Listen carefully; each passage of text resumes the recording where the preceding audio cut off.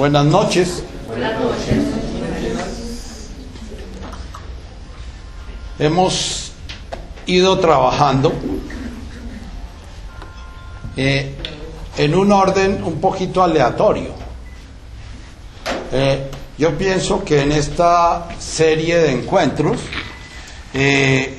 hubiéramos podido comenzar con la primera de todas las charlas, el miedo.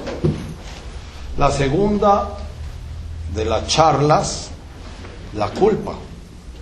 La tercera de las charlas, el perdón. Y la cuarta de las charlas, la dependencia y la autonomía. O la quinta, porque hicimos 2 charlas sobre la culpa.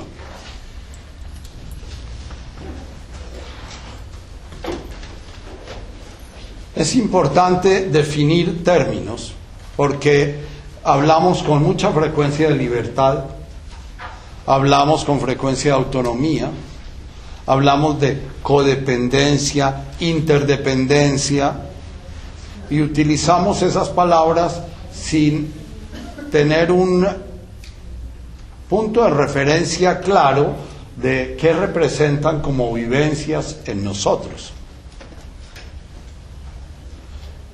Lo primero que se piensa con autonomía es hacer lo que se da la gana. Entonces, la utopía del hombre moderno es poder llegar a hacer lo que le da la gana. Y lo que va generando es unos procesos de enajenación, unos procesos de empobrecimiento de su vida, unos procesos de dependencia, unos procesos de adicción muy fuertes. Entonces hay algo que hay que corregir en esa definición de autonomía. Autonomía viene del latín auto, nombrarse. Y el concepto de nombrar a alguien es un concepto venido de las culturas nómadas, en las cuales cuando se reconoce la existencia de alguien se lo nombra. Reconocer a alguien es nombrarlo. Entonces, autonomía significa nombrarse a uno mismo, la capacidad de llegar a definir la existencia desde mí mismo. Dependencia es, digamos, un camino para llegar a la autonomía. Todos nacemos en la dependencia. Todos nosotros somos unos seres que tienen una cosa que se llama el psiquismo, y el psiquismo se forma en una relación. Para nosotros llegar a crear una imagen de nosotros mismos y una imagen del mundo, tenemos que depender. Y esa imagen la formamos en esa relación de dependencia. Dice el koan budista, primero hay un árbol, después no hay un árbol y después hay un árbol. Ese koan se refiere a etapas en el proceso de desarrollo de la conciencia humana. Las dos, la primera etapa grande, primero hay un árbol, se refiere a esa forma como aprendemos nosotros a desarrollar la autoconciencia. Los niños lobos, los niños, esos niños que se han encontrado en la historia a finales del siglo XIX, se encontraron 2 niños criados por una loba, y alrededor de los años 40 se encontraron otros 2 niños criados por algún otro animal, no recuerdo cuál, que nunca pudieron aprender a hablar, no tenían conciencia refleja, no pudieron desarrollar las facultades que implica el psiquismo. O sea, no tenían una posibilidad de un día llegar a autonombrarse, autovalorarse, autodefinirse, autodescribirse. La mayoría de nosotros tenemos el potencial de llegar a ello, mas muy pocos de los seres humanos modernos desarrollan ese potencial. Esta es una cultura que invita a quedarse chiquito. Esta es una cultura que invita a quedarse dependiente. Esta es una cultura que invita a no llegar a la autonomía. Primero hay un árbol, implica toda la etapa del desarrollo de nuestro psiquismo, en el cual yo vivo en función del árbol que me da la vida, que me nombra, que reconoce mi existencia, que reconoce el valor de mi existir, que reconoce mis capacidades, y entonces yo voy a definir mis capacidades, el valor de mi existencia, la capacidad de relacionarme con el mundo, lo voy a definir de acuerdo a la imagen que ese árbol se hace de mí. Ese árbol se llama la familia. Comenzando con la relación primigenia de la familia, que es la relación madre-hijo. Con frecuencia he sido cuestionado de que por qué hablo de la madre y de la madre y de la madre, y el padre dónde está, etcétera. Bueno, hoy en día yo ya soy más cuidadoso, entonces hablo de la familia. Pero la primera vez que somos nombrados a nivel de nuestro cuerpo, a nivel de nuestras vísceras, es en el vientre de nuestra madre.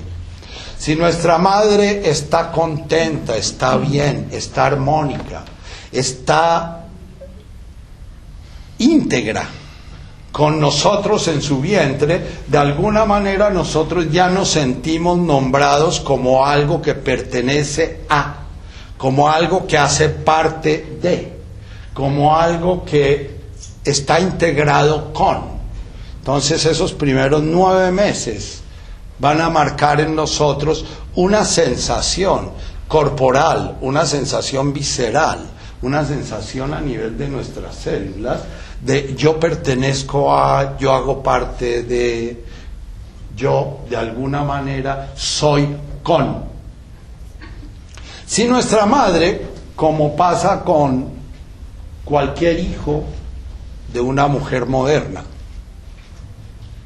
y desgraciadamente eso es así. Desgraciadamente la mujer moderna no vive en una tribu que cuando está preñada, la tribu vive en función de ella y recibe la protección de la tribu y recibe valoración de la tribu, y como dice Laura Goodman, lo que necesita la madre no es que la ayuden a criar a su hijo, lo que necesita la madre es que la ayuden a ser ella, porque ella ya es madre, pero necesita que la ayuden a ser madre, porque una madre es un ser biológicamente desventajado frente a los seres que no tienen crías. Por eso en las manadas las hembras preñadas están en el centro de la manada, las hembras horras están en la periferia y los machos vigilan y celan la manada desde afuera. Toda la manada en función de proteger esas hembras preñadas y esas hembras con crías. La mujer moderna, por lo general, apenas queda preñada, primero deja de ser mirada por su marido, deja de ser apetecida por su marido comienza a sentir que es que está chocha, que es que tiene, ¿cómo es que llaman? Antojos, que es que ya, la mujer en el momento en que queda embarazada, inmediatamente desde lo más profundo de su inconsciente reconoce su desventaja y comienza a pedir la protección que necesita. Eso es llamado antojos en nuestra cultura. Esa mujer, si es una mujer trabajadora y si es una mujer que en parte provee a su sistema familiar, va a entrar en desventaja en su trabajo, porque una mujer embarazada no tiene la misma capacidad de trabajo de una mujer que no está embarazada. entonces ya ella, en lugar de estar recibiendo protección a nivel laboral, está recibiendo descalificación. Entonces, nosotros ya, por ser hijos de madres modernas, o hijas de madres modernas, ya nacemos con una sensación de más bien ser carga, más bien ser un problema, más bien ser un apéndice. No soy sino soy algo que se añade a mamá, algo que no hace parte de ella, sino que de alguna manera la carga. Y bueno, hay muchos papás hoy en día que tratan de volverse bondadosísimos con su mujer cuando ella queda embarazada, pero igual la mujer sigue teniendo que trabajar y el hombre sigue yendo a trabajar y bueno, la situación claramente no es una situación ideal en ese sentido. Entonces, en esa primera etapa de ese árbol, la primera de las etapas de yo soy un árbol, yo soy el apéndice de un árbol, y esa sensación la vamos a seguir teniendo toda la vida. Eso es muy ventajoso para esta forma de cultura, porque esta forma de cultura es una cultura en la cual el ser humano vale en cuanto produce, y en cuanto produce dinero, y entonces un ser humano que está sintiéndose que tiene su sitio en el mundo, que está sintiendo que él hace parte de, que está sintiéndose integrado a, no a ser una persona que se mama levantarse a las 6 de la mañana cuando tiene 5 años para irse para el colegio, porque él no necesita levantarse a las 5 de la mañana para irse para el colegio, porque él no necesita ganarse esa pertenencia, él ya la tiene. Los espartanos, que fueron los primeros que fueron descubriendo eso, a los muchachitos que iban a ser soldados, los quemaban desde que eran bebés, ¿ya? Y los torturaban para que esos bebés crecieran como unas fieras. Esos bebés sabían que ellos tenían que, para sobrevivir, volverse tan fieros como un tigre, ¿ya? Digamos que el bebé moderno, de alguna manera, es un guerrero desde el principio. Su meta es poder llegar al destrozadero espantoso de los Andes, ¿no? Entonces esa cumplió su meta, y allá llega y se psicotiza porque no puede con esa competencia tan espantosa, porque solo 1 de cada 1000 habitantes de Colombia podría llegar a los Andes, y cuando llega a los Andes lleva la culpa enorme de tener que verle la cara al papá que tiene que levantar 15 millones de pesos para cada semestre, y lo mira con cara de ay de que usted no dé un rendimiento el hijo de madre, porque entonces ese pobre muchachito, él no siente estar perteneciendo, sino que ya está con la psicología del hombre occidental o del hombre moderno. Es, yo tengo que ganarme el sitio en la sociedad para poder ser parte de la sociedad y para poder integrarme. La palabra integrar significa volverme uno con, volverme íntegro con el grupo. El bebé está integrado a su madre o no está integrado. Está integrado cuando la relación de ese feto con su madre es armónica, gozosa, aceptadora. No está integrado cuando es una relación difícil. Y bueno, la primera charla que dimos fue sobre la culpa. Entonces, lo primero que hacemos nosotros cuando nos encontramos con una realidad difícil es hacer culpa. Si alguno de ustedes está haciendo culpa, es lo que menos sirve, ¿no? Es lo que les tocó vivir, y lo que nos tocó vivir como hijos y como padres y como madres. Bien. Segunda etapa. En ese primero hay un árbol. Entre mi nacimiento y mis 5 años voy creando una imagen de mí mismo distinta de la sensación de mí mismo.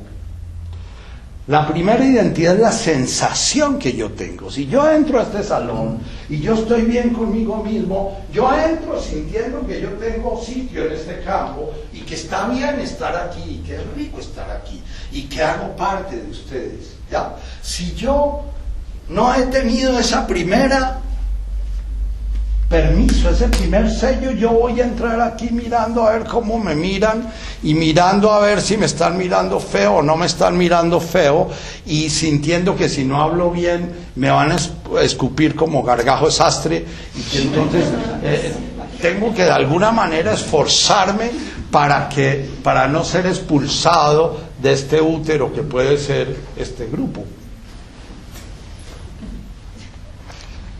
Todos ustedes saben qué es esa sensación. Puede que la mayoría de ustedes no sea consciente. Cuando ustedes se encuentran con otro ser, por ejemplo, cuando ya crecen y se enamoran de alguien, si ha habido esa sensación, entonces van a sentir que su presencia es un gozo para esa otra persona. Y van a sentir que de alguna manera la presencia del otro es un gozo para ustedes y que hay una complementación en el ser. Pero si no es, entonces va a ser ese juego terrible de nosotros los huerfanitos de ¿será que me quiere? ¿Será que no me quiere? ¿Será que sí? ¿Será que no? Entonces ¿será que sí digo esto? ¿No digo esto? ¿Será que escondo mi ser y cuál es mi ser realmente? Y bueno, sobra decir, se da el cortejo moderno y el cortejo común y corriente, que es que yo no me voy a mostrar a mí mismo de ninguna manera. Todas las cosas que me disgustan de mí mismo van a ser las que yo escondo, de tal manera que si yo paso a vivir con esa persona, a los 2-3 años ya no aguanto seguir escondiendo eso, y entonces viene la frase que me dicen todas las parejas que llegan a terapia: doctor, es que él ya no es el mismo. ¿Ya? Y él dice, y ella tampoco es la misma, ¿no? Sí, ¿no? En mi época decía, me casé con una Coca-Cola y me salió leona pura, ¿no?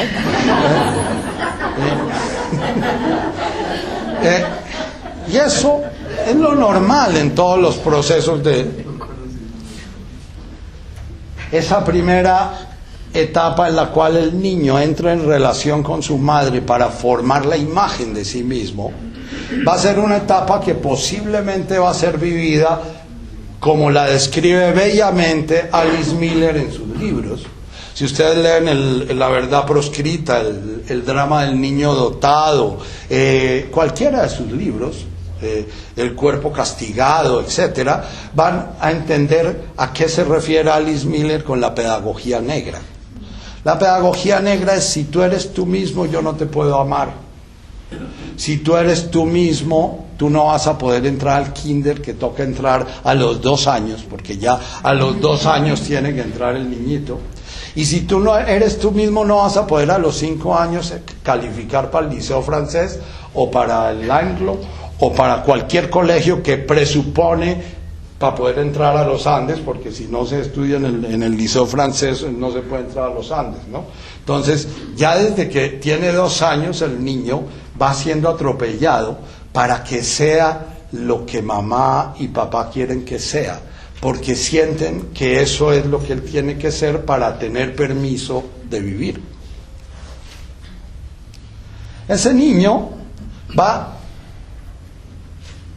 a ser calificado o descalificado en esos 5 años. ¿Qué es calificar?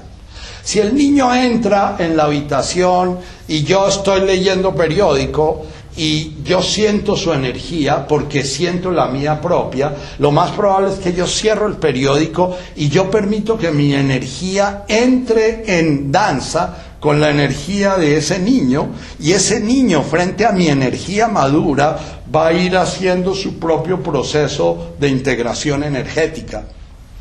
Pero si yo no me siento a mí mismo, entra el chino a llamarme la atención, a decir, por favor, reconozca que yo existo.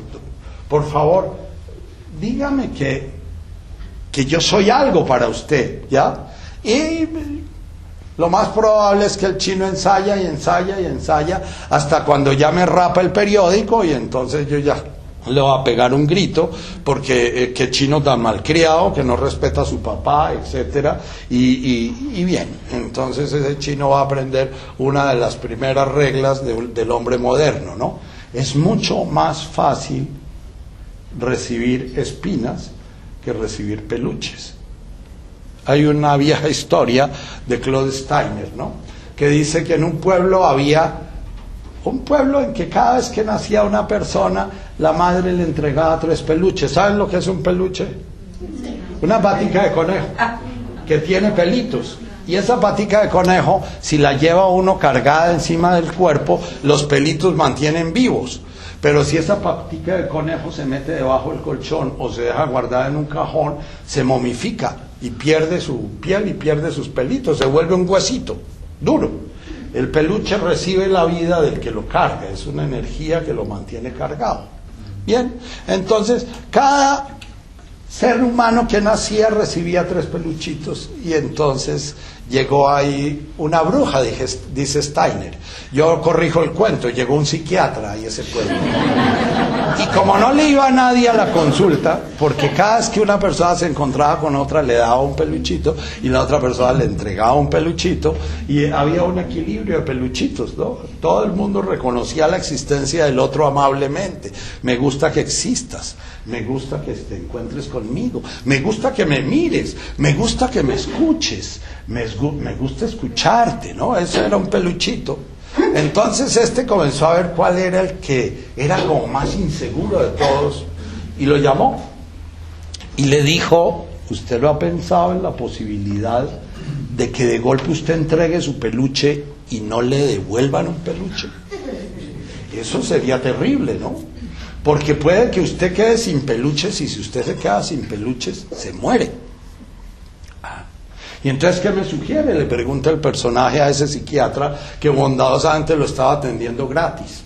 Entonces dice: lo que le sugiero es que cuando encuentre a alguien así como distraído, que no está muy atento al peluche, se quede con el peluche del otro y va y lo guarda usted debajo del colchón. Y así cuando le quiten un peluche, usted tiene una reserva. El colchón hoy en día se llama la vivienda, o se llama, ya no, ahí lo guarda, ya no. Efectivamente, este hombre guardó su peluche, y el psiquiatra, chequeando a quién le tumbaba el peluche, y apenas vio a quién le tumbaron, lo llamó. Entonces se dio: cuente sus peluches, mire a ver cuántos peluches tiene.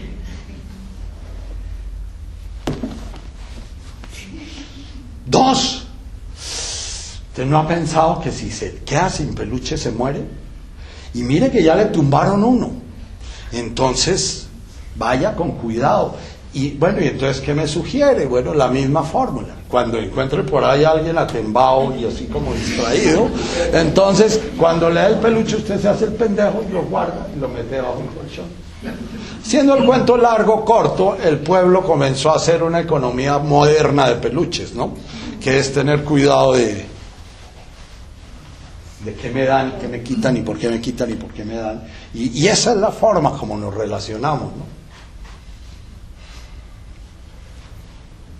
Cuando ya nadie tenía peluches, entonces llamó al primero y le dijo: como no hay intercambio de peluches, si ustedes se van a morir si no intercambian algo, yo le voy a dar una espina. Esa espina vale tanto. Se llama escitalopram, Prozac, qué sé yo. Y entonces cuando se encuentre con alguien, le entrega una espinita. ¿Ya? Y efectivamente comenzó la nueva economía, y dice Steiner, y ese es un pueblo moderno, en donde todo el mundo está dispuesto a mandarle el espinazo al otro ante cualquier posibilidad, ¿no? Y si uno de pronto quiere dar un peluche, siempre siente que lo tumban, ¿no? Y va a encontrar 1000 oportunidades para que lo tumben, porque es una cultura generada en la desconfianza, ¿no? Antes de ayer llegaba yo a mi apartamento bondadosamente con mi ruanita, y se me atraviesa un hombre y me dice: mire, los repuestos de la licuadora y de la no sé qué, que le hago la revisión gratis y no sé qué. Yo, como cualquier campesino suezcano, me lo llevé y me lo subí al apartamento. El tipo terminó arreglándome todo lo que había en el apartamento, cobrándome 300,000 pesos, y cuando se fue me di cuenta que me había tumbado. El tipo había cambiado repuestos que nunca cambió, y había hecho 20,000 cosas, y bueno, y entonces yo quedé diciendo: ¿qué me enseña la vida con esto? Que tengo que ser desconfiado, ¿no? Y después dije: no, la vida sencillamente me dice que Una y otra vez tengo que apostarle a la confianza. Y bueno, en ese momento llegó mi hermano a almorzar y le conté. Y me dice, no sea bruto, lo hubieran podido atracar. Es que así es como entran a las casas y los amordazan. Y podía haber encontrado muerto a usted y no sé qué cuánto. Y le dije, sí, no, lo único que perdí fue 300,000 pesos. Pero porque tenía solo 300,000 pesos. Cuando el tipo quería cambiarme más repuestos, le dije que no tengo más plata. Y el tipo me dice, no importa, yo le presto y después me lo...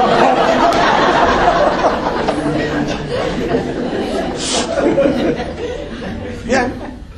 Entonces, una persona que se ha relacionado con amor, o sea, me gusta que existas, me siento bien cuando te veo, me siento agradable con tu energía y mi energía. ¿Ustedes han sentido la energía de un bebé? Cómo lo carga uno y se siente bien, y la cara de un bebé, ya, eso, si tenemos un poquito de viva el alma, el bebé espontáneamente nos invita a abrir nuestra energía, pero normalmente nosotros estamos cerraditos y entonces no podemos ver eso, no podemos amar. Amar es abrir nuestra existencia al otro, ponernos vulnerables al otro, ¿ya?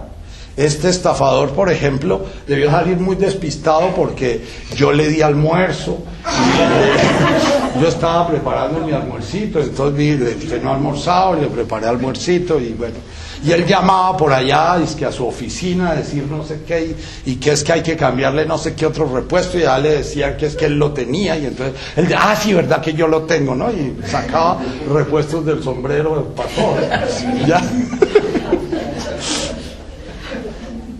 Yo después me puse a pensar, bueno, mi venganza fue que le di almuerzo.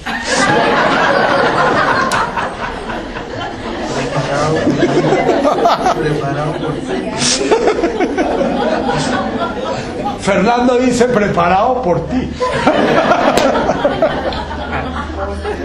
Bien.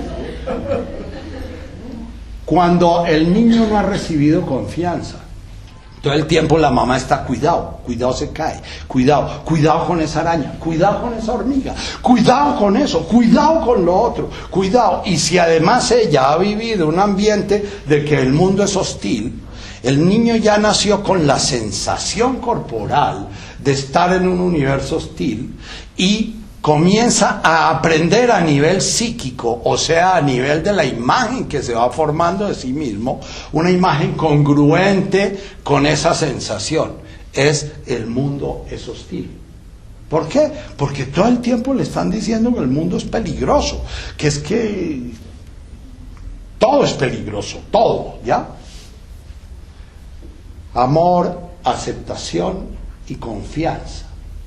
Confianza, hoy hablaba con una muy buena amiga mía y le decía, confianza significa fe, con fe. Confiare en latín significa el que actúa con fe, ¿ya? ¿Y fe en qué? En el universo. ¿Fe en qué? En mi existencia. ¿Fe en qué? En el Malkutaj, en el reino. Fe en que aquí hay un orden y que ese orden es un orden nacido del amor. Y que es un orden que aunque yo no lo comprenda y no lo entienda, aunque tenga un hermano en este momento con un cáncer que de golpe se lo lleva en 2-3 meses, ahí hay un orden. Y ese cáncer hace parte de un orden. Y si yo tengo confianza, yo voy a sentir que aunque se muera en 2 meses, eso tiene un sentido. Que nace de la confianza. Si yo no tengo confianza, porque todo el tiempo me están diciendo que hay algo desordenado en mí mismo, que mi existencia como yo no es válida, que yo tengo que llegar a ser alguien distinto de lo que soy para poder pertenecer, para poder ser acogido, para poder ser cobijado, para poder integrarme a un grupo, integrarme al universo, entonces yo voy a estar desconfiado, no voy a tener fe. ¿Y cuál es el resultado de no tener fe? Ustedes saben cuál es la raíz y la esencia de toda neurosis. la necesidad de controlar. O sea, toda neurosis, toda, tanto la claustrofobia y el temor de meterme al ascensor o meterme al avión o el temor de abrirme emocionalmente a una pareja, o el temor de ser engañado, o el temor de ser estafado, o el temor de ser atracado, todos esos temores me llevan a la actuación propia de la neurosis, que es tratar de controlar a la pareja, tratar de controlar el universo, tratar de controlar la temperatura, tratar de controlar. Cuando no hay confianza en ese primer árbol, en esa primera relación, no hay amor en esa primera relación, o sea, no hay gusto por mi existencia, sino que yo siento que mi existencia está sobrándole a alguien, que yo soy como la carga de alguien, ¿ya? Mamá decía, es que ustedes son como 7 cadáveres. Éramos 7 hermanos, sobra decir. No es que yo me multiplicara por 7. ¿Y por qué? Porque se sentía agobiada y cargada. Y yo la entiendo, estaba agobiada y cargada, porque es que se casó a los 36 años y tuvo 7 hijos entre los 36 y los 42, casada con un hombre que se sentía Jehová, y entonces él sentía que tenían que estar rindiéndole pleitesía permanentemente porque él era un ministro de Dios y su vida estaba al servicio de Dios. Luego su mujer debía estar al servicio de él, ¿ya? Estaba abrumada. Éramos una carga, y la mayoría de nosotros hemos sido una carga. La mayoría de nosotros estamos siendo un problema para mamá, porque tiene que irse a trabajar y no tiene con quién dejar el huipa, y porque entonces le cobran por cuidar el chino, y entonces tiene que meterle una guardería, y entonces no sabe si en esa guardería le está enseñando mañas al chino, y bueno, somos un problema. Esa es cuando ustedes ven los niñitos en una tribu y ven el orden que tiene una tribu, la tribu está hecha para los niños. Toda la tribu funciona en función de esos niños que están creciendo. ¿Entienden? Esta es una tribu que funciona y los niños quedan en un hueco, en un vacío. Entonces son un problema los niños, ¿no? Bien. Cuando hay buen amor, aceptación y confianza, ese camino hacia la autonomía puede irse dando. Ese camino hacia la autonomía es un camino en el cual cada vez mi relación de dependencia de mi madre va a ser menor. Cada vez yo necesito menos de mamá. Cuando yo ya aprendo mis primeras palabras, cuando aprendo a gatear, cuando aprendo a caminar, cuando aprendo a sonreír a otros seres humanos, cuando aprendo a seducir a otros seres humanos, ¿qué va pasando? Que voy necesitando menos a mamá. Necesito, pero no hay una necesidad absoluta. Si no estoy haciendo ese proceso porque no hay confianza, yo no me puedo soltar de mamá un segundo. Por lo general, cuando me llega una madre sobreprotectora, abandonadora, que es la madre moderna por lo general. ¿Por qué? Porque la madre moderna tiene que abandonar porque no hay un grupo que la proteja ni la apoye en esa maternidad. Entonces lo único que puede es abandonar. Pero al mismo tiempo es hija de una religión terrible que todo lo resuelve con culpa, entonces se siente culpable por abandonar. Y el resultado de la culpa es que comienza a sobreactuar con el hijo, dándole al hijo lo que no necesita, pero no pudiéndole dar lo que sí necesita. Eso es la esencia de la maternidad sobreprotectora, abandonadora, porque uno se imagina que la madre abandonadora es la que deja al chino tirado no, por lo general a veces funcionan mejor esas madres gaminas que abandonando, y entonces el chino ya entiende claramente que tiene que apurarse a crecer, y a los 3 años ya está colgándose de los buses, y a los 5 años ya anda con la navajita y ya no se deja chuzar del otro, y a los 8 años ya tiene 5 chuzadas, pero ha logrado sobrevivir de las chuzadas, ¿no? Ese chinito de golpe tiene más capacidad de sobrevivencia que el hijo de una madre que todo el tiempo abandona y sobreprotege.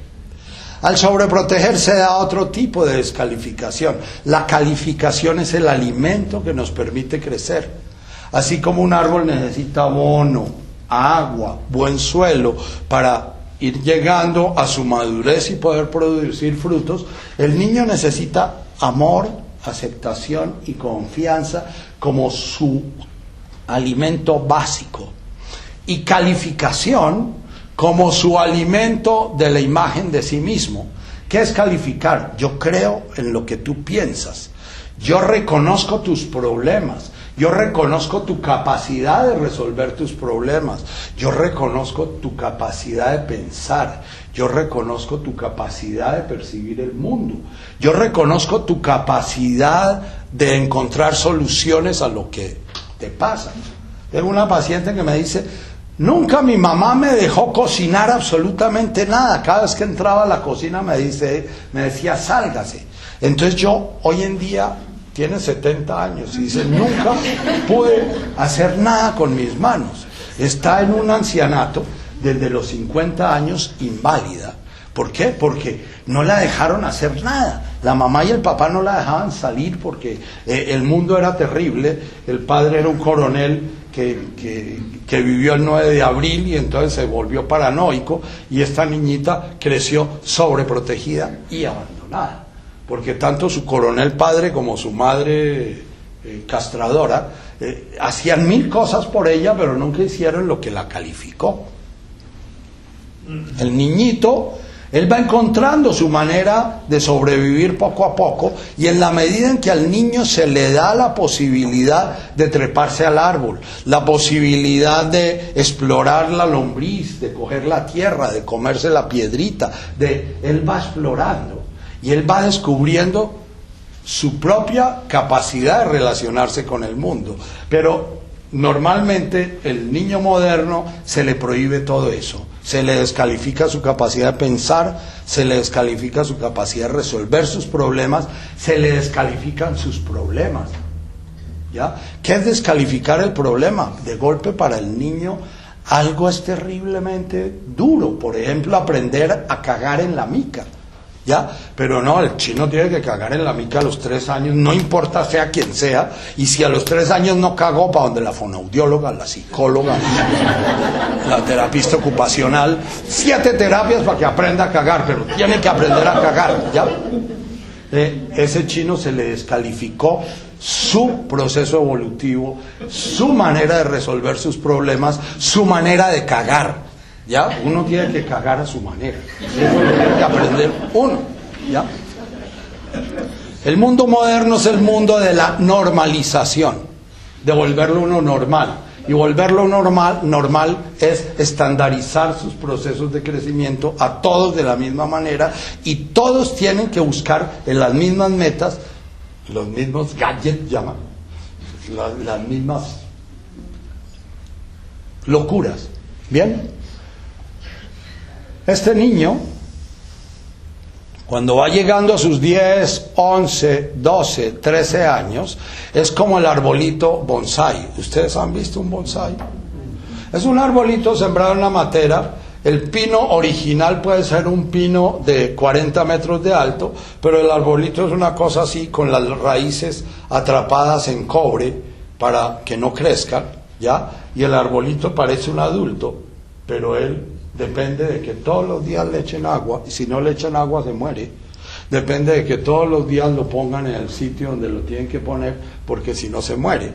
Su papá pino posiblemente está cubriendo 40 metros cuadrados de territorio, y él es una cosita así chiquita. Pero además ese bonsái se siente grandísimo. ¿Ya? ¿Por qué? Porque su mamá, su papá lo han tratado como si fuera el pino grandísimo. Yo repito mucho la anécdota de mi buen amigo Andrés. Es que mamá amaba a Superman y yo era Clark Kent. Entonces, Le dio todo lo que necesitaba a Superman, pero a él lo dejó completamente muerto de hambre. Entonces cuando él llega a su adolescencia, él se siente un Adonis, se siente pues el hombre más bello del mundo, se siente, y a la primera mujer que le echa un cuento lo manda para la mierda y él queda todo perdido porque no entiende qué pasó, ¿ya? Y entonces no tiene capacidad de entrar en el mundo. Ese va a ser un personaje que muy posiblemente va a tener mucha dificultad en su historia para llegar a la autonomía. Es heroico, porque hace todo su esfuerzo por llegar a ella, y ha dedicado su vida, y el sentido de su vida es llegar a eso, llegar un día a no depender.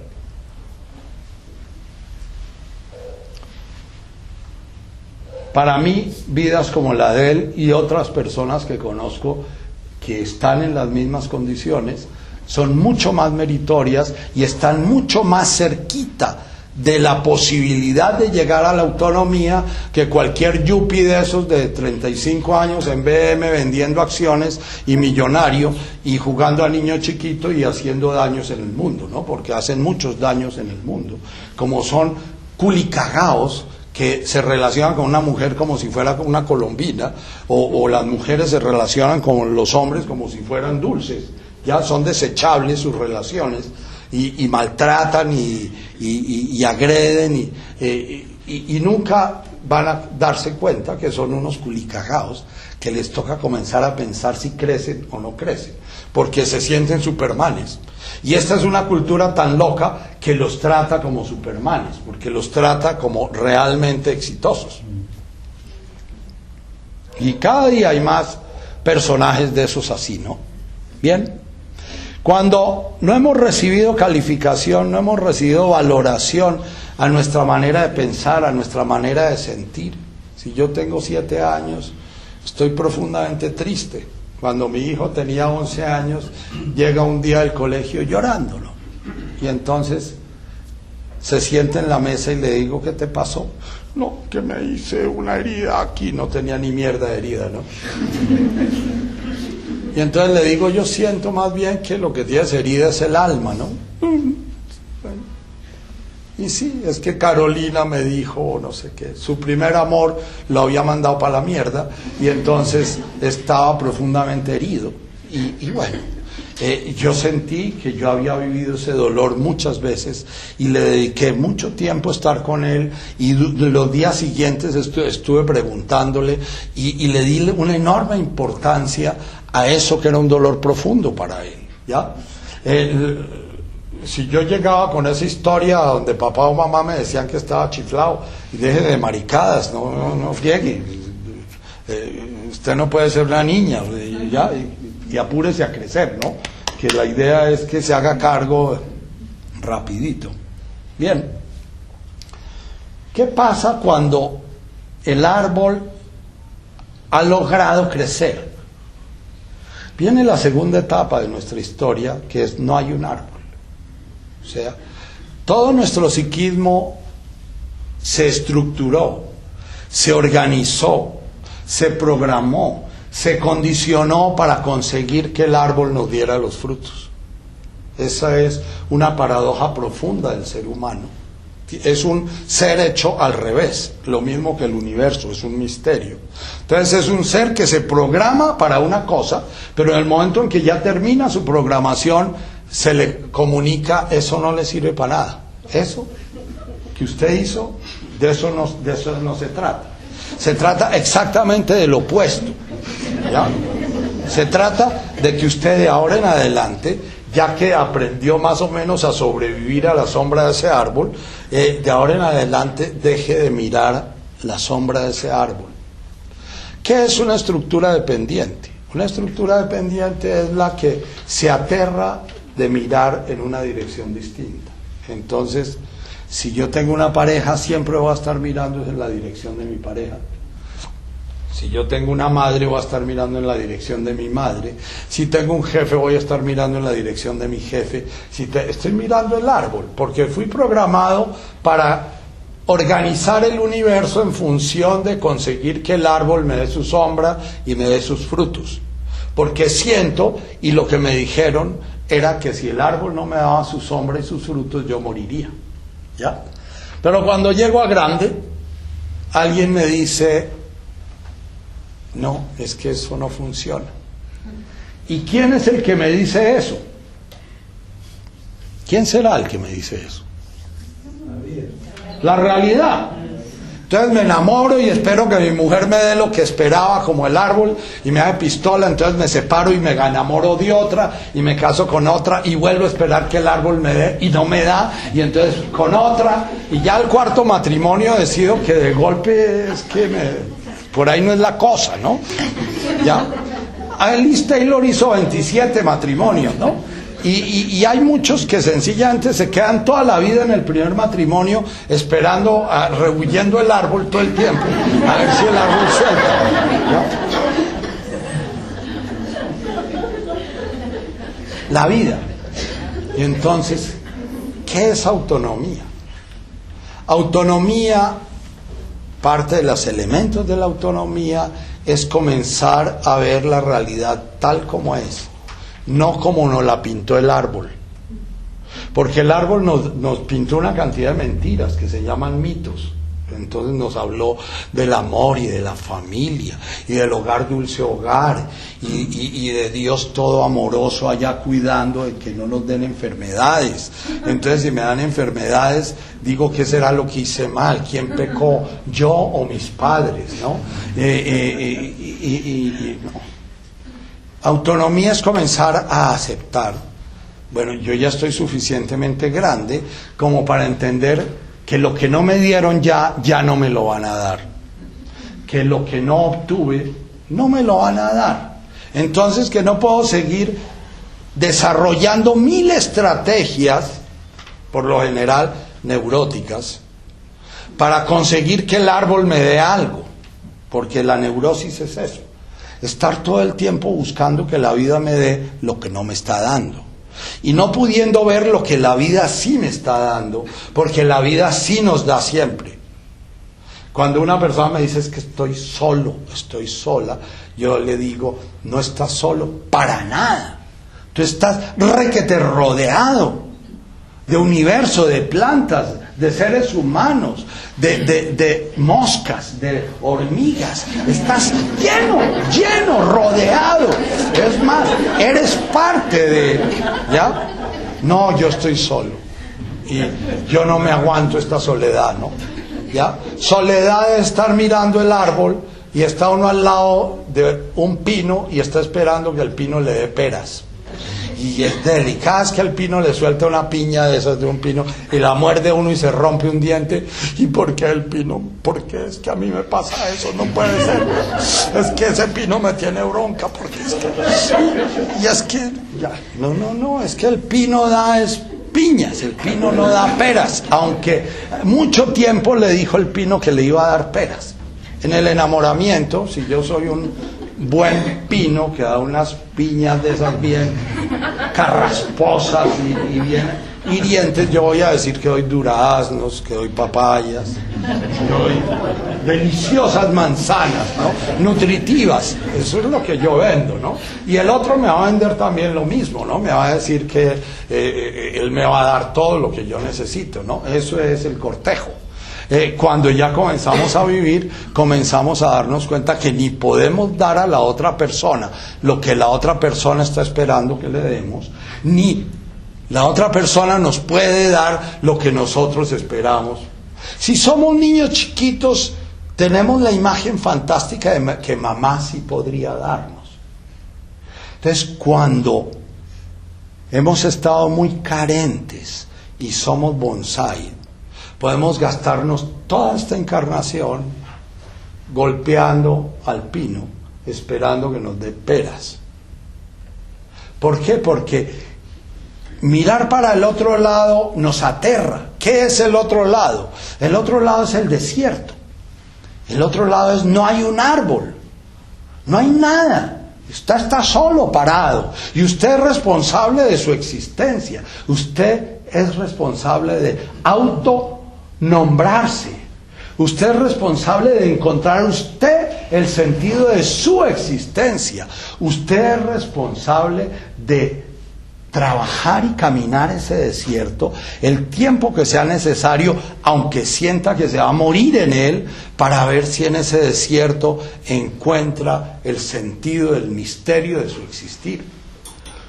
Su existir no es el producto del amor de su madre. Su existir es un misterio que comenzó un día y fue marcado por una serie de programas. En ese ir hacia el desierto, como el pueblo judío va hacia el desierto, o como la familia de Lot va alejándose de Sodoma, la mayor tentación, ¿cuál es? Volver a mirar atrás, como la mujer de Lot. ¿Ya? Dice Freud, la razón más profunda de toda neurosis es la tendencia que tiene el ser humano a volver al útero. ¿Ya? Todo ser humano anhela volver a entrar al útero. ¿Ya? La tendencia a regresarnos. La tendencia que tiene el pueblo judío cuando se amotinan, el Moisés se va para arriba a tener un tete a tete con Yahvé, y entonces se queda, ya se distrae porque parece que le dieron un buen tecito y el calor de la chimenea de la zarza estaba agradable, y abandonó su pueblo 2 o 3 días, y cuando bajó, Aarón le dijo: oye, hermano, ahí hay un motín y dicen que se van a devolver otra vez para Egipto, que allá les dan látigo, que allá los ponen a trabajos forzados, que allá los tienen de esclavos, pero que allá hay comida y hay calorcito y allá hay y ya, techo. Y bueno, es lo que siente todo esposo cuando mira el desierto de la puerta para afuera y dice: no, me aguanto la cantaleta, qué padre.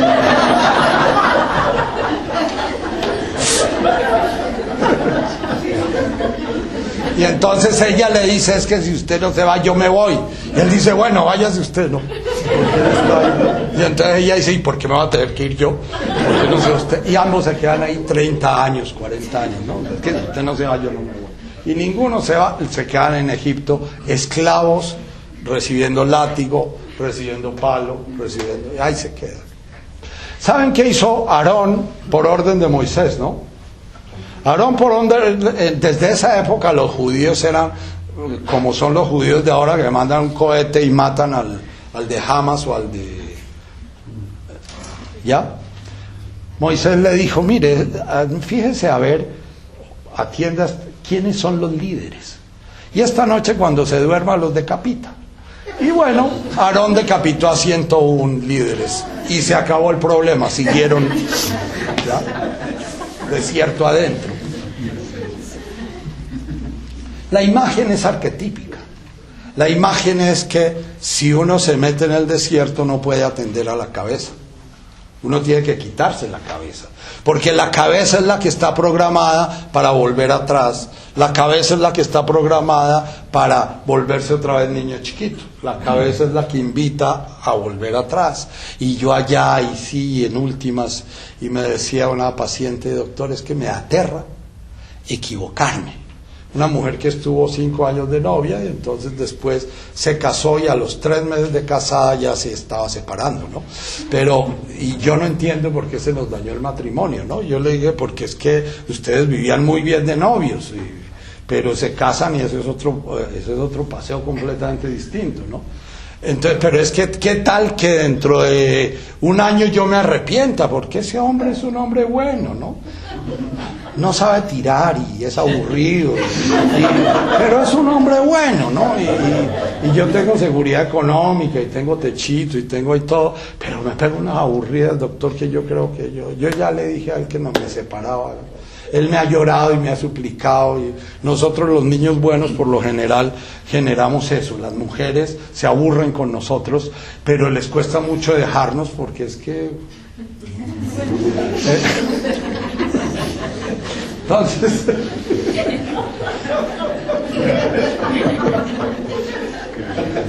Entrar al desierto es parte de la autonomía, aceptar la soledad del existir y aceptar la posibilidad de la muerte, enfrentar el miedo. Nosotros iniciamos, la primera charla que hicimos fue el miedo. Hay que enfrentar el miedo a fracasar, el miedo a encontrarnos sin ningún sentido, el miedo a perdernos, el miedo a de golpe suicidarnos, el miedo hay que enfrentarlo, porque si no nos volvemos para atrás a buscar que mamá nos nombre. Pero cada vez que mamá no nos nombra, entonces queremos matar a mamá, pero sabemos que si la matamos, entonces menos chance de que nos nombre, ¿no? ¿Ya? Yo he tenido 2 o 3 pacientes que han matado a su madre, y la han matado por eso, porque se sienten en una prisión asquerosa, sienten que sin su madre no pueden vivir, pero al mismo tiempo sienten que su madre es la causa de su desgracia. Entonces es duro. Esto que causa risa es el drama de la mayoría de nosotros, porque nosotros entramos en nuestras relaciones de pareja sencillamente transferenciando nuestra relación con la mamá. Repetimos exactamente las mismas dinámicas. Cambiamos el árbol primero por otro arbolito, creyendo que el otro arbolito va a ser distinto, pero hacemos lo mismo que hacíamos con mamá, esperamos, o con papá. Esperamos que nos nombre, que nos valore, que nos diga que somos importantes para él o para ella, que nos diga que sabemos pensar, que nos diga que lo que hacemos está muy bien hecho, que nos aplauda. Como yo a mi nieta que me canta: abuelito, abuelito, abuelito es mi amor, yo te quiero. Y entonces yo: bravo chavita, y entonces ella canta cada vez que me ve, canta: abuelito, abuelito. El marido y la mujer corriente son igualitos, ¿no? Hacen las cosas para que el otro haga bravo, ¿no? Entonces muchas veces tiran sin querer tirar, o se aguantan las ganas porque el otro no quiere, y entonces y se vuelve todo un merequetengue porque se aterran de que el otro de golpe deje de nombrarlos, ¿ya?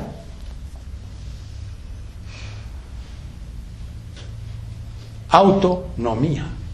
Capacidad de entrar al desierto, de enfrentar el miedo, capacidad de perdonar.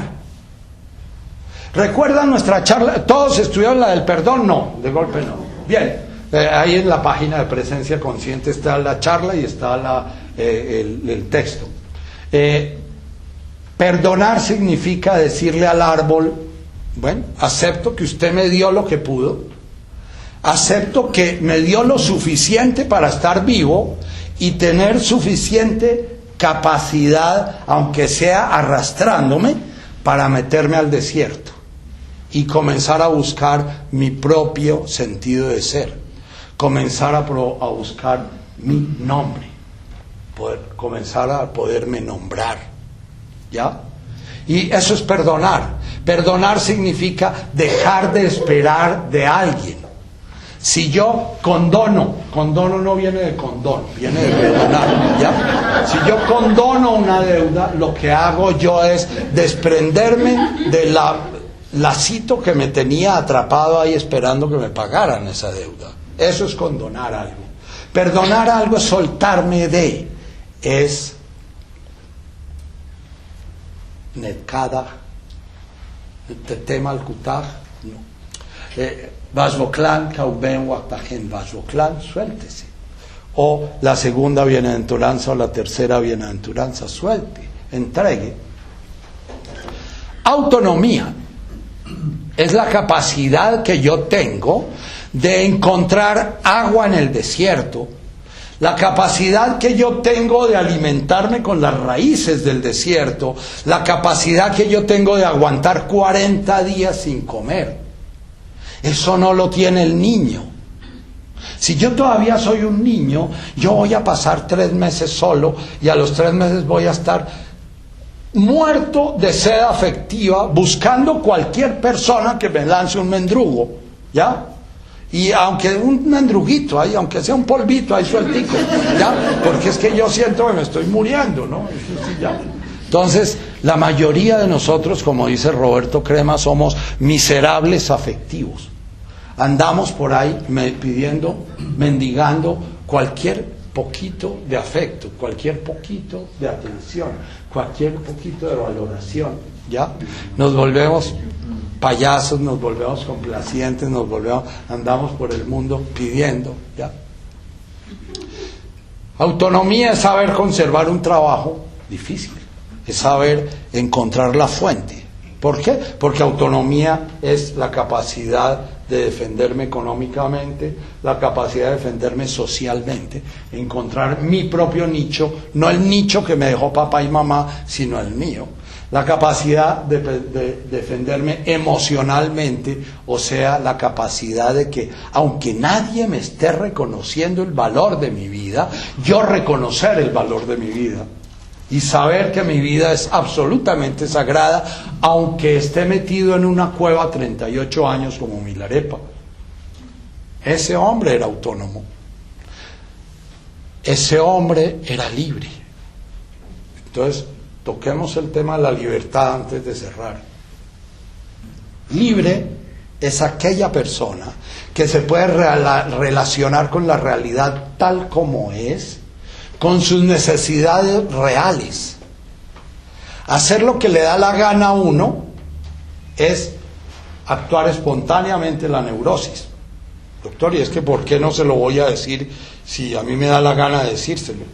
¿Y por qué me voy a aguantar las ganas de decírselo? ¿Ya? Porque te va a dar una cachetada. Vamos a ver si me la da, y pan, se la dan, ¿no? ¿Ya?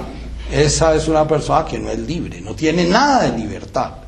Autónomo es la persona que tiene libertad, o sea, tiene capacidad de estar relacionándose con la realidad, sabiendo para dónde va, sabiendo cuál es su meta en la vida, sabiendo cuál es su destino. Dependencia es la capacidad que yo tengo de volverme adicto. Adicto a tus besos, adicto a tu sexo, adicto a tu bienestar, adicto a la comida que me das, adicto a que me laves las camisas, adicto a... Esa es dependencia, la capacidad de volverme adicto. Y la mayoría de relaciones de pareja son relaciones de adicción, ¿ya? Me dice una persona, doctor, ¿y esto no me vuelve adicto? Yo le digo, estás más adicta a tu marido que a cualquier cosa. ¿Por qué te afanas de volverte adicta al escitalopram? Muy posiblemente vas a dejar el escitalopram más fácil que a tu marido, ¿ya? ¿Me explico eso? Entonces, autonomía y libertad van de la mano. Autonomía, libertad y autorrealización van de la mano. Libertad es la capacidad que tengo de relacionarme con la realidad tal cual es, como yo soy. O sea, si yo soy Superman, porque me creí el cuento de mamá, nunca voy a poder ser autónomo ni libre, porque voy a estar satisfaciendo tal nivel de necesidades, que son las de Superman, que nunca voy a poder sobrevivir autónomamente. O sea, el personaje que se crió en la mitad de la guerrilla y que desde los 7 años está caminando monte, tiene mucha más posibilidad de sobrevivir que un hijo mío que siempre ha tenido la comida y ha tenido todo. ¿Por qué? Porque el guerrillero sabe conocer cuál es la raíz que le sirve, cuál es el agua que puede tomar, cuál es la fruta, cuál es la hoja que puede comer, ¿ya? Mientras que nosotros, estupidizados por la sobreprotección, nos morimos de hambre en medio de la comida. Nos morimos de hambre afectiva en medio del afecto. Nos morimos de hambre, de todas las hambres, en medio de la abundancia, ¿ya? Si no hay cornflakes, me muero de hambre, ¿ya? Hay que ver a los gringos cómo tienen que llevarle a sus campamentos avionetadas de unas vainas rarísimas, porque ellos no comen sino cornflakes y no sé qué y sí sé cuánto, y no se comen una yuca. Entonces tienen que en esos campamentos petroleros a los gringos llevarles unas cosas especiales. Esos pobres personajes no son nada libres, ¿ya? El país de la freedom es exactamente el país de las dependencias. ¿Qué es autorrealización? Autorrealización es comenzar a poco, en ese caminar y en esa búsqueda, ir encontrando el sentido de mi existencia. El sentido mío. No el sentido que tenía mi existencia para papá, para mamá. Cuando Buda se encuentra, después de 30 años de andar por ahí predicando, se encuentra, el papá parece que lo rapta en unas versiones, en otras parece que él decidió ir al palacio de su padre. Su padre en la sala pues real le pregunta: hijo, ¿por qué nos has abandonado? ¿Por qué has abandonado a tu padre y a tu madre, no? Y él responde muy seriamente diciéndole: ¿y a ti quién te dijo que eras mi padre? ¿Ya? Lo mismo que hace Jesús cuando le dice a la Santísima Virgen: ¿quién es mi madre y mis hermanos? Mi madre y mis hermanos son los que están buscando lo que yo estoy predicando. Son los que siguen la palabra de Dios y la ponen en práctica. Fue la traducción de nuestro evangelio. Pero la realidad es que lo que él quiere decir, los que realmente están conmigo son los que se toman en serio esta búsqueda. No son los que me trajeron a este mundo, ¿no? Los vínculos de sangre son los vínculos del Antiguo Testamento. Los vínculos del Espíritu son los vínculos del Nuevo Testamento. Bien, autonomía, libertad, ¿entienden eso? Y autorrealización. Son como la tríada que hace que una vida tenga sentido. La mayoría de nosotros andamos buscando sentido en la vida, ¿no?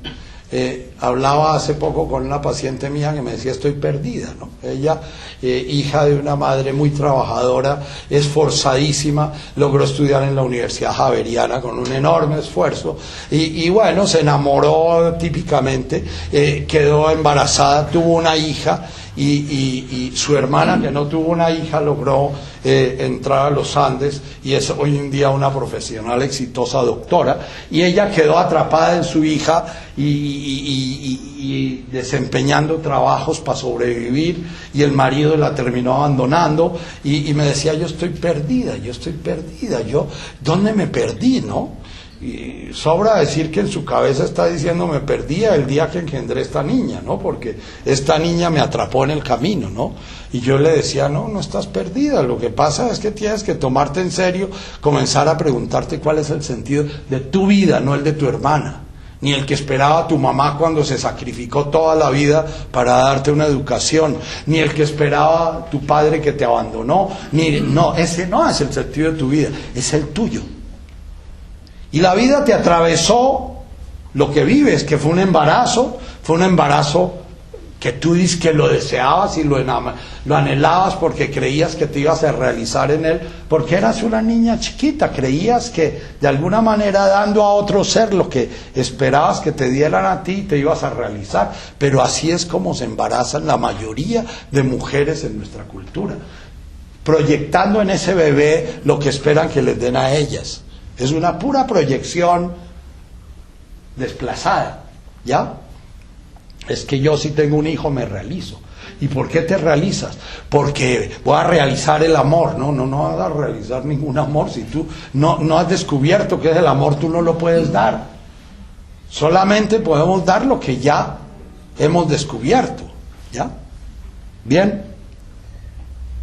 Vamos a hacer este trabajo con unas danzas de nuestro sistema de danzar la vida, que de alguna manera evocan un poco las vivencias que trabajamos aquí. En la medida en que señale esas danzas, voy a ir más o menos indicando cuál es la conciencia a la que invito en cada una de esas danzas. Y después vamos a hacer nuestra sesión de danzas sagradas. Cuando yo inicio mi trabajo de autonomía y dependencia, lo primero que pongo es contexto. Llegar a la autonomía es llegar apenas al comienzo del camino, porque el ser humano desarrolla su autonomía como el vehículo para caminar un camino que va a ser el tercer árbol. Después hay un árbol. Es el vehículo para un día poder descubrir que yo hago parte de un todo, que soy la célula de un órgano, y que ese órgano hace parte de un organismo, y que ese organismo y esa conciencia es la que realmente ya da la plenitud de sentido de autorrealización. El descubrir que la realización de mi existencia es la realización del universo entero, es la realización de Dios, es la realización de la conciencia una. Y que en mí se realiza la conciencia una, en mí se realiza Dios, en mí se realiza el universo. Pero ese es el tercer árbol, ¿ya? Llegar a la autonomía para mí es necesario, porque mucha gente quiere dar el salto al tercer árbol sin atravesar el desierto. Quieren llegar a la tierra prometida sin haber pasado por el desierto, y entonces terminan volviéndose monjita madre carrasquilla, que son unas amarguras terribles, viven pellizcando niñas, viven castigando, viven viendo pecado por todos lados, viven condenando a la gente, viven, si es que no se vuelven pederastras o paidofílicos o qué sé yo, ¿no? ¿Por qué? Porque no se dio un proceso de realización humana primero, atravesar ese desierto, para en ese desierto comenzar a entender el siguiente sentido, el trascenderse. Nosotros de todas maneras vamos a hacer unas danzas sagradas que hacen parte del tercer árbol, porque estos grupos, todos son unos grupos que trabajan la idea de que el ser humano se realiza no como ser humano, sino como ser trascendente, ¿ya? No nos quedamos en la dimensión psicológica, sino que saltamos a la dimensión mística. Las tres danzas que vamos a hacer, una es una danza indígena. Es una danza que dice sencillamente en Lakesh Alaken. Y en Lakesh Alaken significa yo soy tú, tú eres yo. Es lo que le puede decir la célula hepática a su otra célula hepática, o la neurona a la otra neurona. Yo soy tú, yo soy cerebro. Y tú eres cerebro como yo. Y tú eres yo y yo soy tú. Implica ya, nos habla de que esos indígenas primitivos ya tenían una conciencia mucho más avanzada que el hombre moderno. Ya ellos habían pisado la dimensión de interconexión e interdependencia. Yo soy tú y tú eres yo. Van a cantar esa danza, y cuando la estén cantando, estén invocando esa memoria. Digamos que la trascendencia es el otro árbol. Pero como al comienzo de nuestro camino no lo alcanzamos a ver, nos toca tener fe y oír de las personas que han llegado a ese otro árbol y nos hablan de ese otro árbol. Entonces la mayoría del camino del desierto lo hacemos como el pueblo judío. No veían la tierra prometida, duraron 40 años perdidos en ese pinche desierto, ¿ya? Moisés ni siquiera pudo entrar por falta de fe, porque Moisés decidió golpear 3 veces la roca en lugar de una vez, como le había dicho su patrón, porque es que Yahvé era un patrón bastante exigente, ¿no? Bien, entonces en Lakesh Alaken, la segunda danza es una danza de la tradición hindú. Es una danza también de tradición budista, porque el mantra que se usa es un mantra común a las dos tradiciones. Es un mantra que habla de dos cosas. Habla del primer árbol y la forma como el primer árbol nos atrapa. Y habla del segundo árbol y habla de la forma como el segundo árbol nos llama. El primer árbol nos atrapa de acuerdo al Buda. El Buda era un hombre muy práctico y parecía matemático, ¿no? Entonces él habla de 86.000 neurosis. O sea, son como 86.000 píticas que me ligan al primer arbolito, ¿no?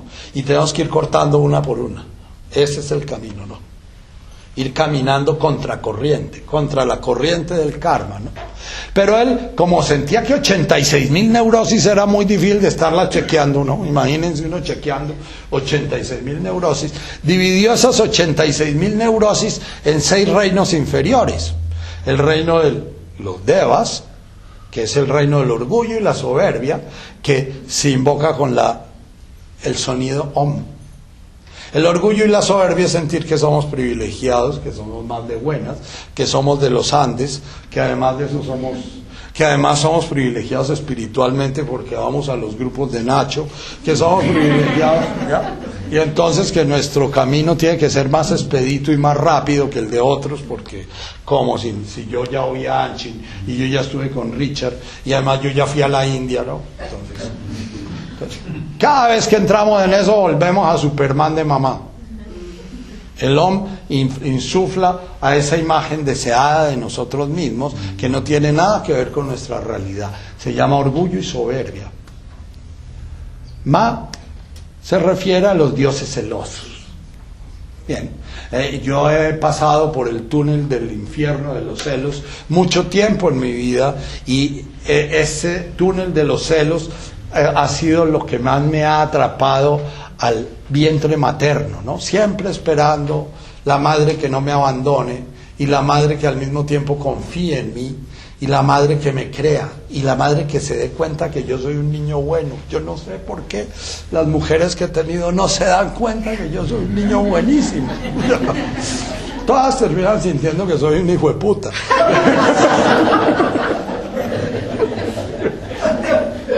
Bien, entonces el reino de los dioses celosos es el que nos mantiene celando el dinerito, celando la plata, celando la familia, celando al marido, celando a la mujer, celando a los hijos, buscando que los hijos sean privilegiados sobre los demás seres humanos. Entonces, si entro al bus y hay un puesto, ese puesto es para mi hijo, sobra decir, porque mi hijo es especial, ¿no?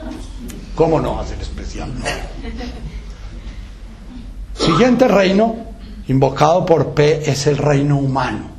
El reino humano es un reino muy misterioso, porque es el único reino donde podemos realmente hacernos una imagen de nosotros mismos, donde podemos darnos cuenta de que estamos prisioneros, donde nos podemos dar cuenta de ese camino a recorrer, donde podemos oír el llamado a ir al otro árbol. El reino humano se caracteriza por la angustia de la existencia. Cuando ustedes sienten angustia por el vacío es porque están en el reino humano. Y el reino humano es el único en el cual se puede hacer una conciencia liberadora. Al reino humano es al que le habla Jesús, al que le habla Buda, al que le hablan todos los maestros que han caminado el camino. En los otros reinos estamos tan enceguecidos que no podemos ni siquiera imaginarnos que podemos iniciar el camino del desierto.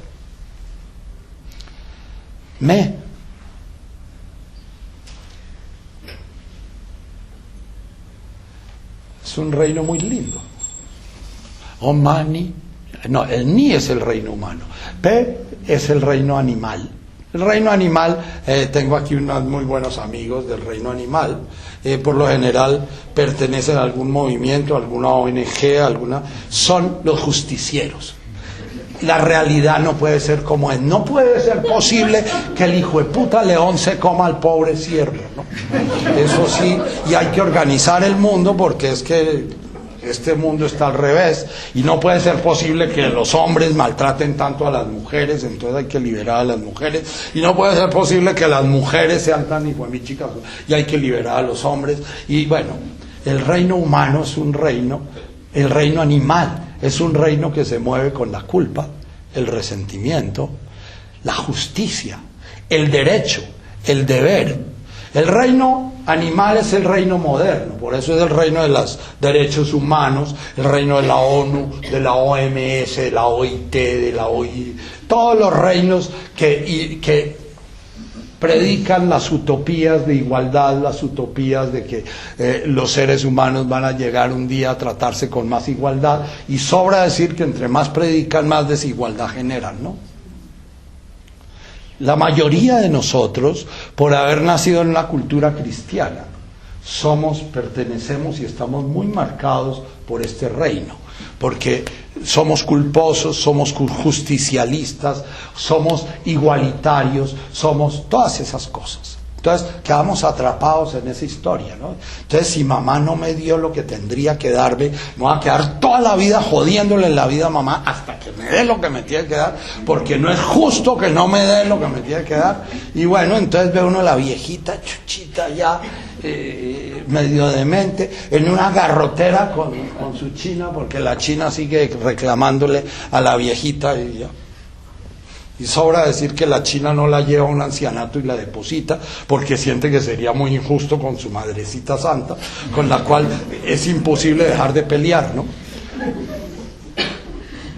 Siguiente reino es el reino del doctor Rockefeller o del doctor Ford o del doctor, es unos personajitos que tienen una boquita así de chiquita y una barrigota así de grande, ¿no? Entonces ustedes han visto cómo son los platos de Criterion. Es un plato así de grande con un trocito de carne que a duras penas se ve ahí, y eso vale 100.000 pesos. Ese es un restaurante para pretas, es un restaurante para gente que tiene mucho pero no tiene posibilidad de disfrutar lo que tiene.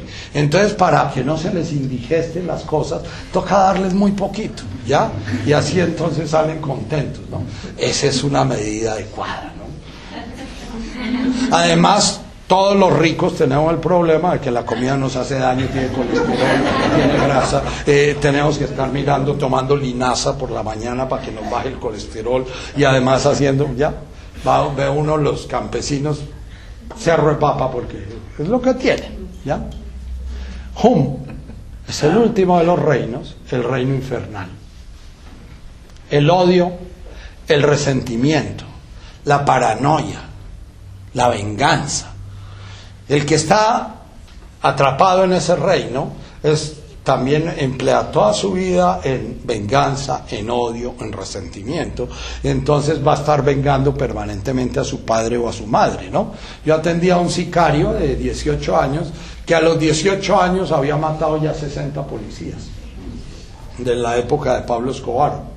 Y entonces le decía, bueno, ¿y qué ganas tú matando? Ah, no, me pagan 500.000 pesos por cada fierro que entregue, ¿no? Cada fierro era el arma del policía, que era con lo que ellos demostraban que habían hecho el mandado, ¿no? Ah, y bueno, ¿y por qué no ahorras 60 por 5? Eso ya son como 300 millones. ¿Por qué no ahorras? Ah, no, es que me lo pagan me le dan 200.000 pesos a mi cuchita. Y lo otro me lo pagan en un burdel. 300.000 pesos en que yo puedo estar en ese burdel hasta que se acaban los 300.000 pesos y salgo a hacer el siguiente oficio. Porque si me pagaran en efectivo no habría sicarios, doctor. Todo el mundo se saldría de este oficio porque no es muy bueno este oficio, ¿no? Entonces nos pagan a la cuchita le dan, sobra decir que la cuchita queda profundamente agradecida y ora a la Virgen Santísima por su muchachito para que no se lo maten y bien. Entonces, Hum es ese reino. El reino de los guerreros, el reino de los que viven en función de matar, de los que viven en función de la venganza, o el reino del que queda atrapado en el odio a una persona porque esa persona no le dio lo que esperaba. Y bueno, puede ser la mamá, puede ser el papá, puede ser el marido número 1 o la esposa número 1 o la esposa número 3, no importa, es quedar uno atrapado ahí. Entonces ellos lo cantan para purificar esas emociones. Entonces, en el Tíbet, en todas partes hay pendones, y está escrito en el pasto, y en las piedras, o mani peme hum, o mani peme hum, o mani peme hum, o mani peme hum, o mani peme hum, porque ellos dicen que la existencia está dada para irnos limpiando de esas emociones. Que el sentido de existir es aprovechar entre el nacer y el morir el espacio que tiene la conciencia para irse limpiando de los celos, irse limpiando de la envidia, irse limpiando del orgullo, irse limpiando de la soberbia, de tal manera que cuando muramos la conciencia ya va limpia y puede seguir su camino hacia la luz pura. Porque si la conciencia sigue cargada con todas esas emociones, la conciencia vuelve y busca un sitio que le guste, ¿ya? Y el que le gusta es el que tiene más la emoción kármica que tiene.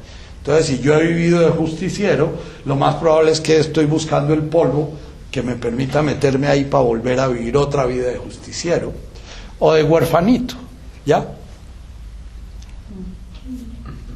Llorando todo el tiempo por la teta, ¿ya? Los huerfanitos toda la vida nos la pasamos llorando porque no nos dan, llorando porque no, ¿ya? Y entonces reencarnamos, ¿no? Como anécdota, yo una vez hice una terapia reencarnacionista, porque tenía una migraña tan espantosa que hice de todo, hasta una terapia reencarnacionista. Primera sesión, 400.000 pesos. Era un huerfanito por ahí en Londres del siglo XI, perdido. Segunda sesión, 400.000 pesos. Era un huerfanito en el siglo XVII en la Extremadura, ¿no? Tercera sesión, 400.000 pesos. Yo era un huerfanito en el Medio Oriente por allá en el siglo III, en la época de San Cipriano o no sé qué. Y a la cuarta le dije, no, doctor Ríos, yo ya soy un huerfanito, no voy a seguir pagando, a seguir siendo un huerfanito. Entonces entendí la vaina del karma, entendí que si yo no en esta encarnación no dejaba de ser un huerfanito y seguía huerfaneando, iba a seguir pagando de a 400.000 pesos muchas existencias, ¿no? Bien. Parte del sentido de la vida es la liberación. Buda es un liberador, Jesús es un liberador, Milarepa es un liberador, todo gran maestro es un liberador. ¿Y de qué nos liberan? De Om Mani Padme Hum, del orgullo, la soberbia, de todas las emociones que nos dejan pegados a la teta de mamá. Porque todas esas emociones, si ustedes se van a dar cuenta, cada vez que ustedes están viviendo una emoción de esas, están mirando al otro.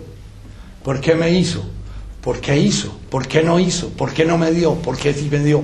Pues que ¿por qué el doctor Santos? ¿Qué es que por qué el doctor Uribe? Pero siempre que estamos viviendo una emoción kármica, estamos atrapados en una simbiosis. Siempre.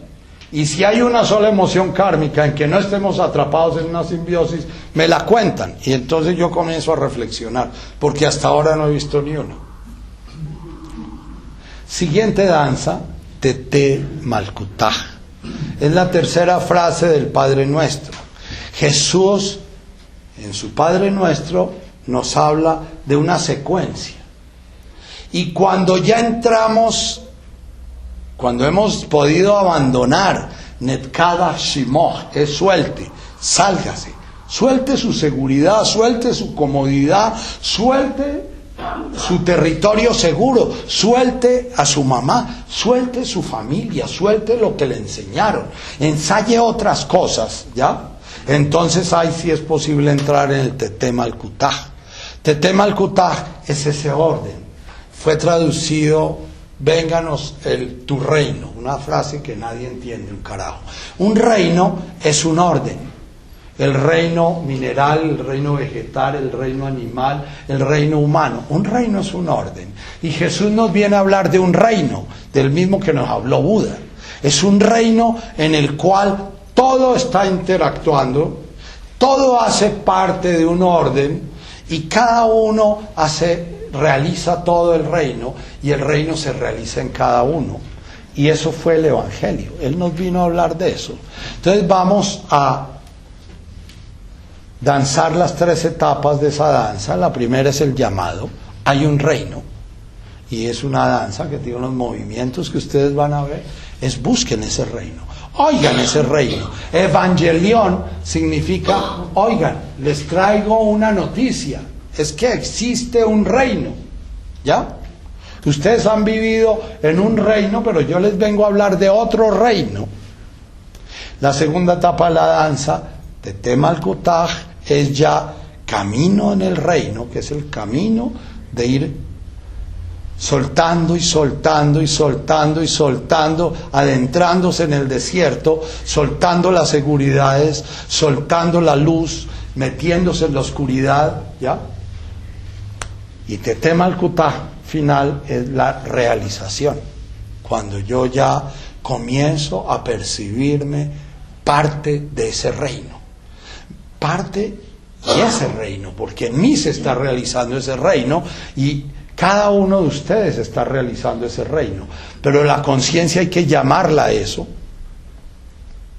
La última danza es una adaptación del canon de Pachelbel con un aleluya, es una danza de alabanza, pero en esa danza de alabanza vamos a pronunciar una frase: ¿cómo te amo? ¿Cómo me amo? Y en cada cómo te amo es cómo te amo mamá con lo que me diste, cómo te amo Uribe con lo que aconteció, cómo te amo el cáncer de mi hermano, cómo te amo porque cada cosa que se nos presenta en nuestra existencia